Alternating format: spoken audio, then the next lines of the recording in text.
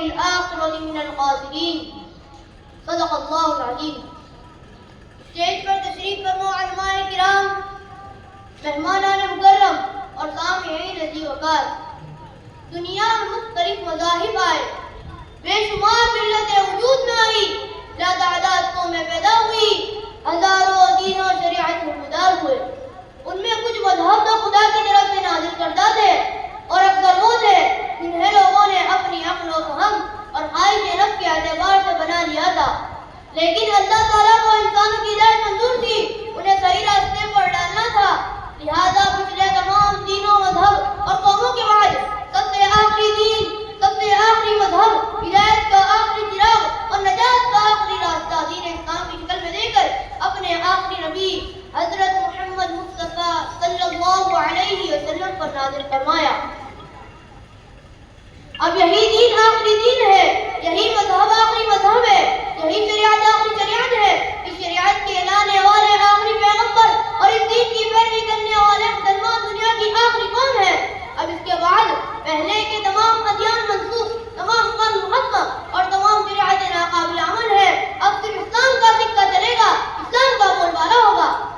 قرآن نے اعلان کیا، ان الدین عند اللہ الاسلام، اللہ کے نزدیک دین فقط اسلام ہے۔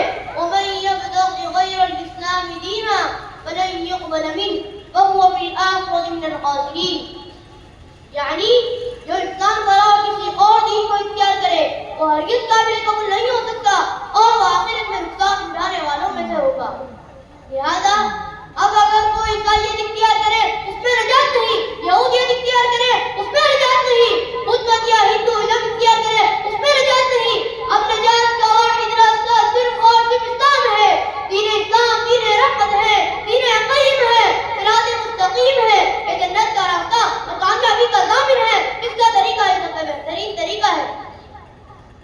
مگر کیا یہ افسوس کی بات نہیں ہے کہ آج ہم مسلمان اس عظیم الشان دین سے غافل ہو رہے ہیں؟ اس کے طریقے پر چلنے اور اس کی پیروی کرنے کے بجائے ہم میں غیروں کی تقلید اور یہود و نصارہ کی پیروی بڑھتی جا رہی ہے۔ سورہ مائدہ آیت نمبر 51 میں اللہ کا اعلان ہے، جس کا ترجمہ ہے کہ اے ایمان والو، یہود و نصارہ کو دوست نہ بناؤ، وہ آپس میں ایک دوسرے کے دوست ہیں اور تم میں سے جو ان سے دوستی کرے گا وہ انہی میں سے ہے۔ بس یاد رکھنا چاہیے کہ نجات کا واحد راستہ صرف اسلام ہے، اور اس کے علاوہ اب ہر دین گمراہی اور ناقابل تقلید ہے۔ بس میں اسی پر اپنی تقریر ختم کرتا ہوں۔ وما علینا الا البلاغ۔ اس کے بعد